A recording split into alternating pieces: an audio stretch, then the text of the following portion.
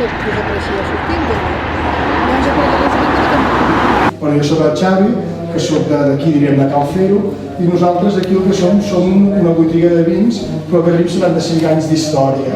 I el que hem fet és, aquí sota en diem la secció de Cal Fero Enocultura, o fomentem la cultura del vi. I llavors aquí hem fet una sala d'exposició i després tenim una sala de tast. Anirem a tastar la vinya, diríem que canviarem amb els 4x4 hem carregat el vi, hem carregat les copes i anirem a tastar una mica la vinya. Ara sortim de... Bueno, ara sortirem a Sant Sadurní i ara sortim del poble i ja anirem a trobar les primeres vinyes.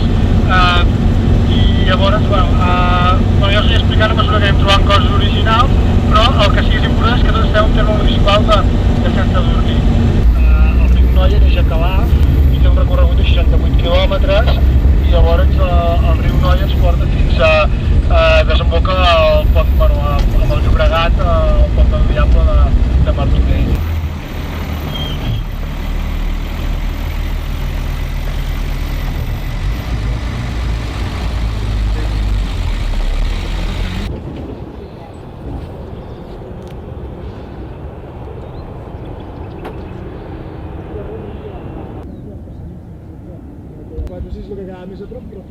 I aquí posaré la zona de pas, després controlada, tot que hi ha molts castells, diríem, a tota la serralada, hi ha el castell d'Olèrdola, hi hauria el castell de Sant Martí, el castell de Mediona, que tot va com... 4 6 el que quedava més a prop, però els primers focus aquí. Catamarca. No, m'he equivocat,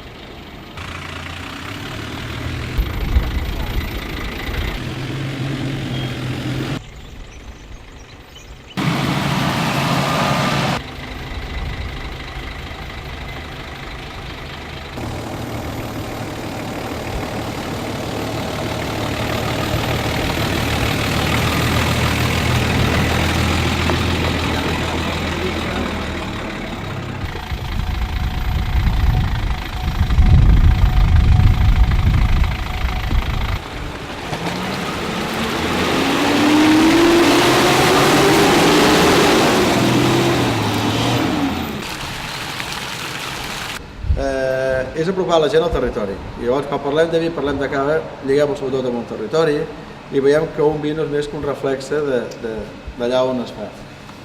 Perquè on està millor el cava és aquí baix les caves. I el somni dels cavistes, l'ideal és, hòstia, a mi m'encantaria arribar a que un client digués, Agustí, vull una ampolla de cava. I hòstia, espera, que l'esgorjo i te l'envio.